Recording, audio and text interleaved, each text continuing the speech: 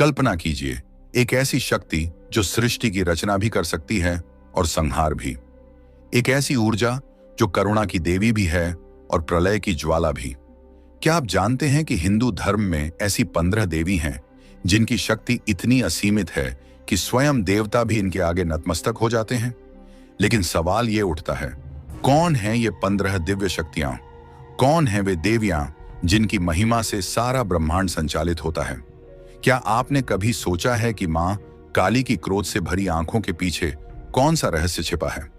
या मां लक्ष्मी सिर्फ धन की देवी हैं, या फिर उनकी शक्ति का कोई और भी रहस्यमयी पहलू है? आज हम आपको लेकर चलेंगे एक अद्भुत यात्रा पर, जहां हम इन 15 शक्तिशाली देवियों के रहस्यों को खोलेंगे, उनकी कहानियों को जानेंगे और यह समझेंगे कि क्यों ये देवियां केवल पूजनीय ही नहीं बल्कि संपूर्ण ब्रह्मांड की आधारशिला भी है। लेकिन कहानी में एक ट्विस्ट है, क्योंकि इस सूची में कुछ ऐसी देवियां भी हैं जिनके बारे में बहुत कम लोग जानते हैं। क्या आप अंदाजा लगा सकते हैं कि वे कौन हैं? तो अगर आप भी तैयार हैं इस रहस्यमयी और शक्ति से भरी यात्रा पर चलने के लिए, तो इस वीडियो को अंत तक जरूर देखें, क्योंकि जैसे जैसे हम आगे बढ़ेंगे आपको ऐसी चौंकाने वाली बातें पता चलेंगी जिनके बारे में आपने कभी कल्पना भी नहीं की होगी। नंबर 1, राधा। देवी राधा को प्रेम का प्रतीक माना जाता है। ऐसा माना जाता है कि राधा कृष्ण एक दूसरे के बिना अधूरे हैं। हिंदू धर्म में राधा को श्री कृष्ण की पत्नी रुक्मणी से भी ज्यादा पूजनीय माना गया है। राधा श्री कृष्ण की प्रेमिका है जो उनके दिव्य शक्ति का प्रतिनिधित्व करती है। राधा को कृष्ण के प्रति उनकी असीम भक्ति के लिए भी जाना जाता है। इनकी ऐसी भक्ति के कारण हिंदू धर्म में श्री कृष्ण के साथ सदैव देवी राधा की पूजा की जाती है। नंबर 2, त्रिपुर सुंदरी। देवी त्रिपुर सुंदरी देवी, जिन्हें ललिता या षोडशी के नाम से भी जाना जाता है, हिंदू पौराणिक कथाओं में एक प्रतिष्ठित देवी हैं जो सौंदर्य, शक्ति और ज्ञान का प्रतीक हैं। वह 10 महाविद्याओं में से एक हैं और उन्हें उनके दिव्य रूप, बुराई के खिलाफ लड़ाई और उनके दार्शनिक महत्व के लिए मनाया जाता है। नंबर 3, वैष्णो माता। पौराणिक कथा के अनुसार वैष्णो माता का जन्म दक्षिणी भारत में रत्नाकर के घर हुआ था। माता के जन्म से पहले उनके माता पिता निसंतान रहे। कहा जाता है कि माता का जन्म होने से एक रात पहले उनके माता ने वचन लिया था कि बालिका जो भी चाहे वे उसके रास्ते में नहीं आएंगी। बचपन में माता का नाम त्रिकुटा था। बाद में उनका जन्म भगवान विष्णु के वंश में हुआ, जिसके कारण उनका नाम वैष्णवी कहलाया। मान्यता है कि माता वैष्णो देवी ने त्रेता युग में माता पार्वती, सरस्वती और लक्ष्मी के रूप में मानव जाति के कल्याण के लिए एक सुंदर राजकुमारी का अवतार लिया था। उन्होंने त्रिकुटा पर्वत पर तपस्या की थी।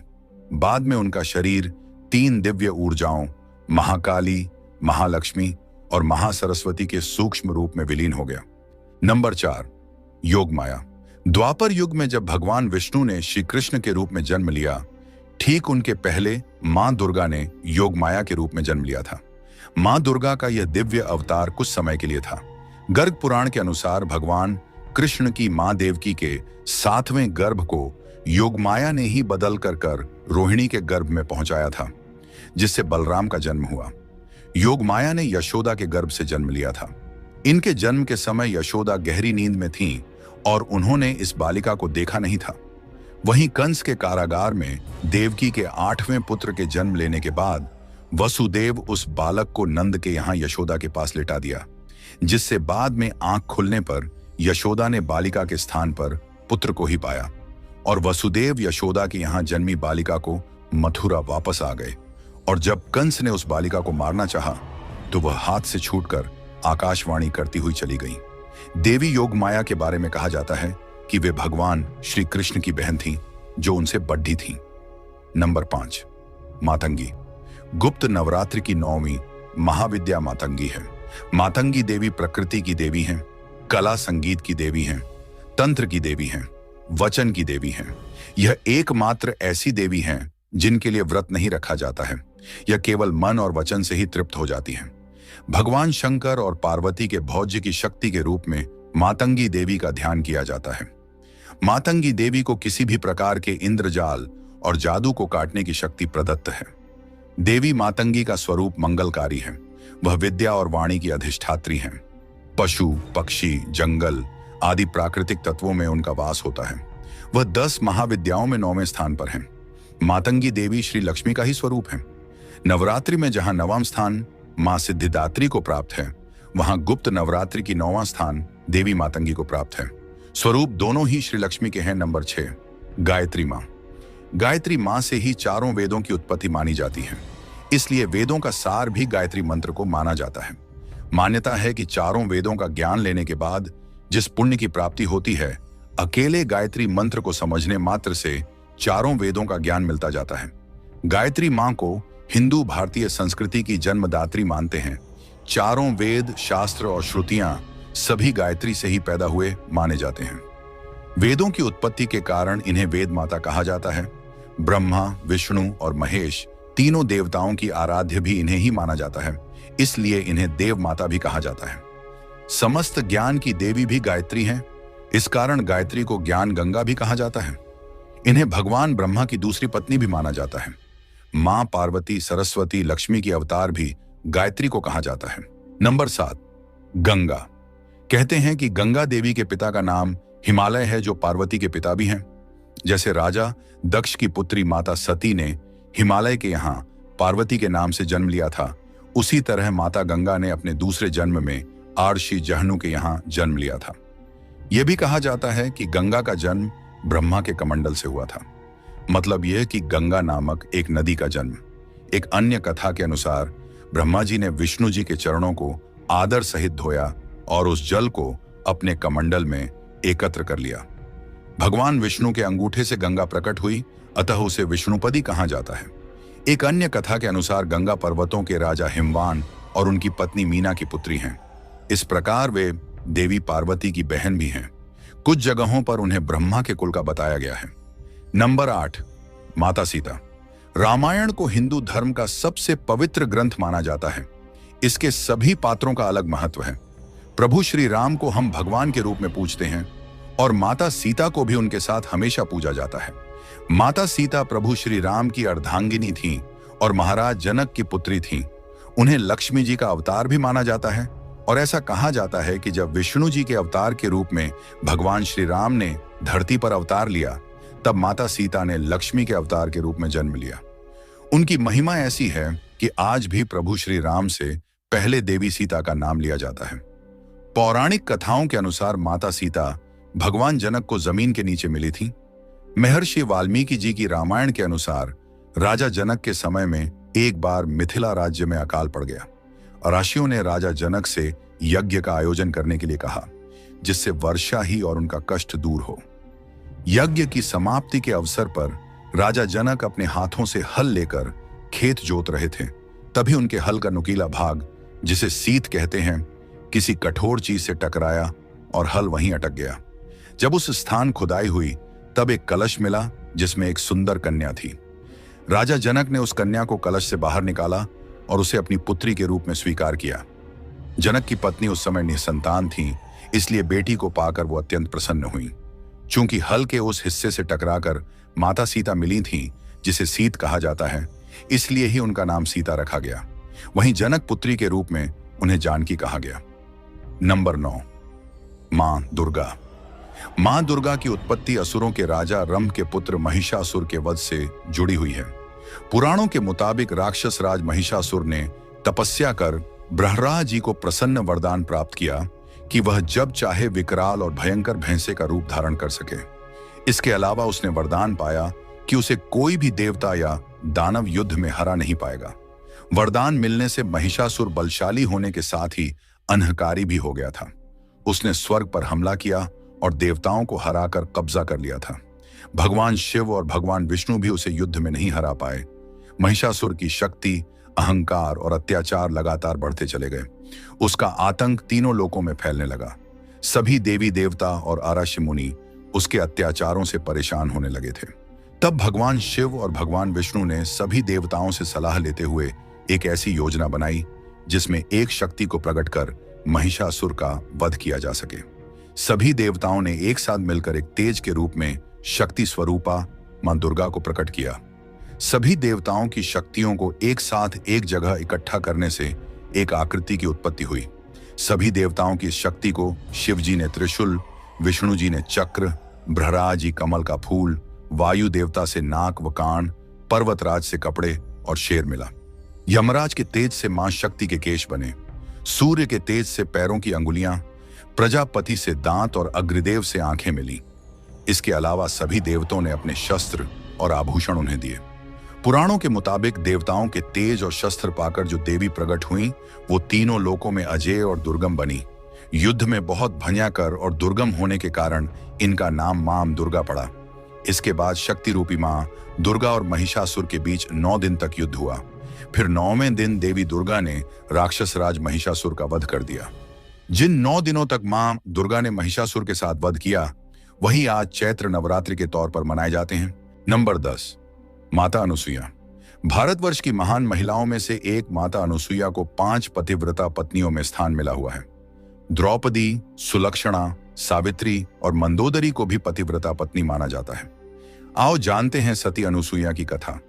ब्रह्मा जी के मानस पुत्र महर्षि अत्रि, इनके पिता तथा कर्दम ऋषि की कन्या और सांख्य शास्त्र के प्रवक्ता कपिल देव की बहन सती अनुसुईया इनकी माता थी। महर्षि अत्रि सतयुग के ब्रह्मा के 10 पुत्रों में से थे तथा उनका आखिरी अस्तित्व चित्रकूट में सीता अनुसुईया संवाद के समय तक अस्तित्व में था। उन्हें सप्त अर्षियों में से एक माना जाता है और आर्षि अत्रि पर अश्विनी कुमारों की भी कृपा थी। अत्रि आर्षि की पत्नी और ब्रह्मवादिनी सती अनुसुईया के पति भक्ति की प्रसिद्धि को सब जानते हैं। सती अनुसुईया का नाम स्वर्ण अक्षरों में लिखा है। रामायण, महाभारत और पुराणों में उनका उल्लेख मिलता है। एक बार जब नारद जी लक्ष्मी, सरस्वती और पार्वती के पास पहुंचे और उन्हें अत्रि महामुनि की पत्नी अनुसुईया के असाधारण पातिव्रत्य के बारे में बताया, तब इस पर तीनों देवियों के मन में अनुसुईया के प्रति ईर्ष्या का जन्म होने लगा। तीनों देवियों ने सती अनुसुईया के पातिव्रत्य को खंडित के लिए अपने पतियों को उसके पास भेजा।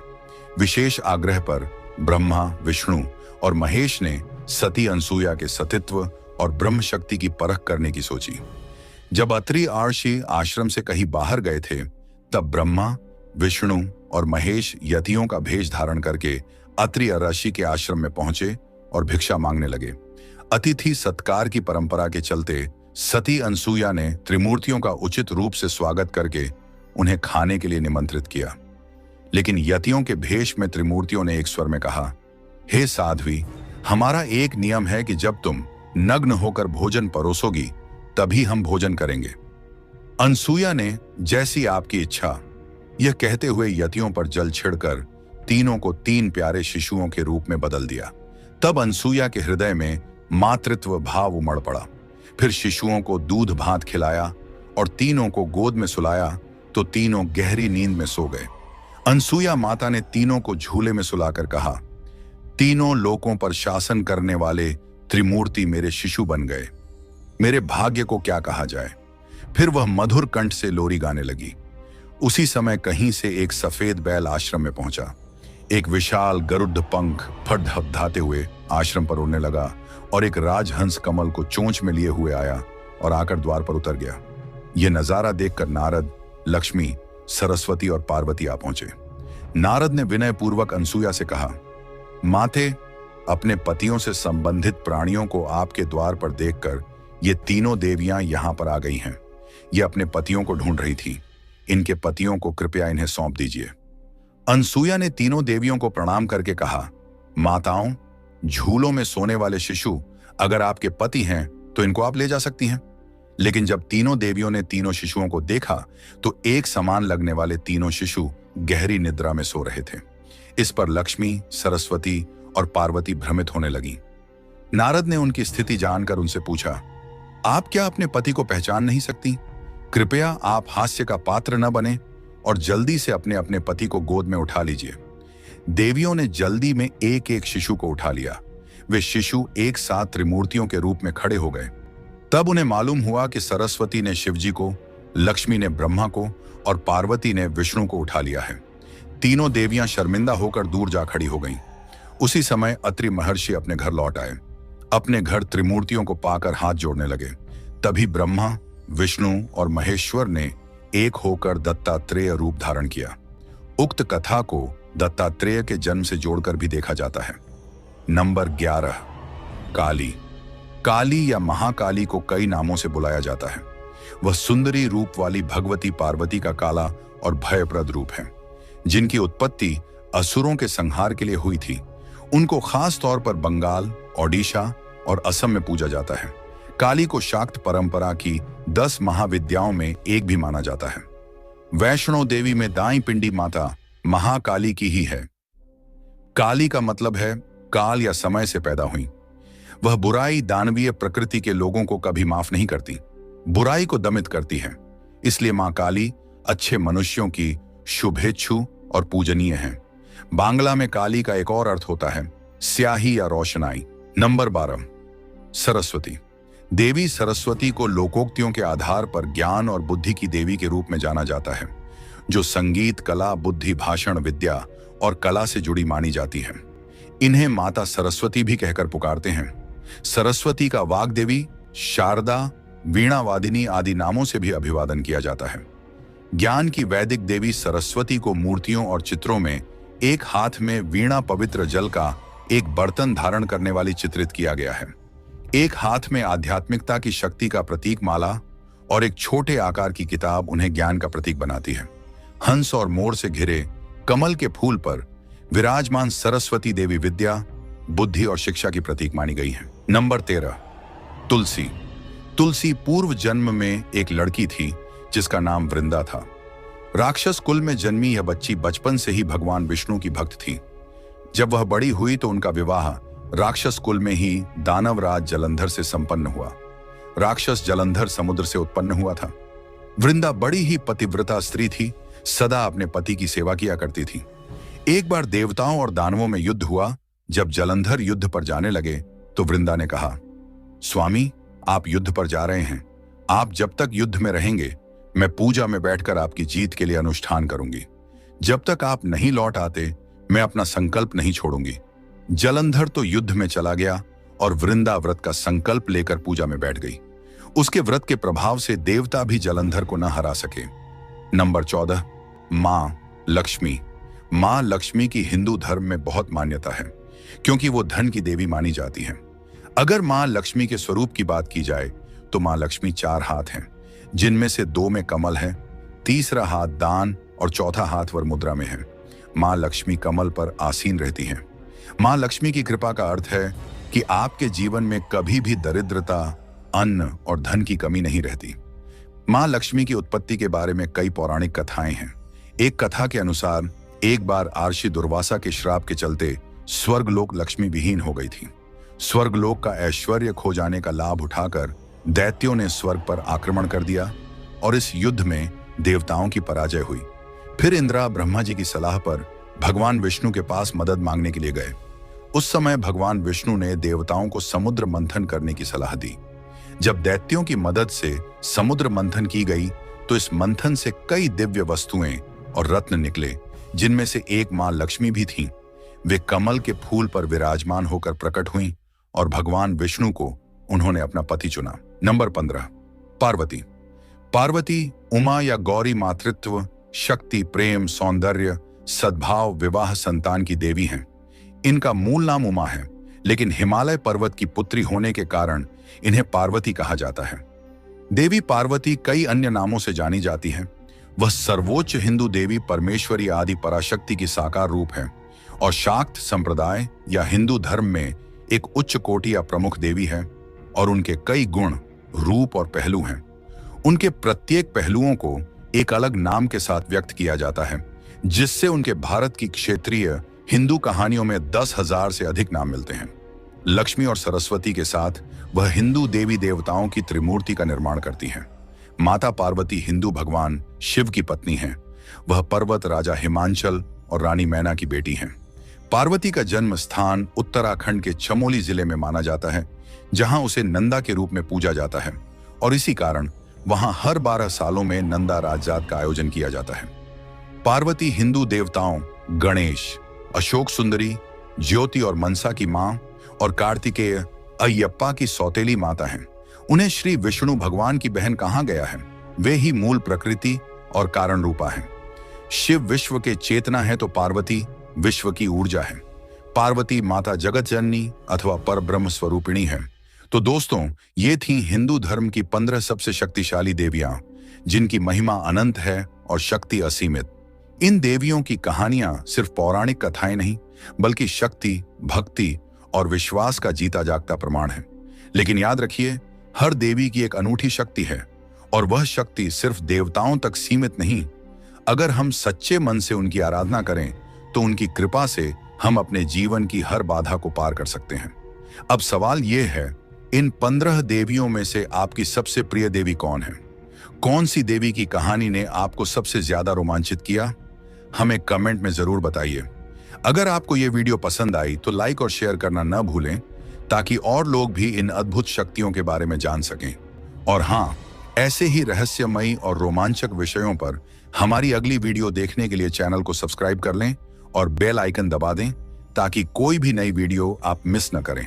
मिलते हैं अगली वीडियो में, जहां हम फिर से करेंगे एक नई रहस्यमयी यात्रा। तब तक के लिए जय माता दी।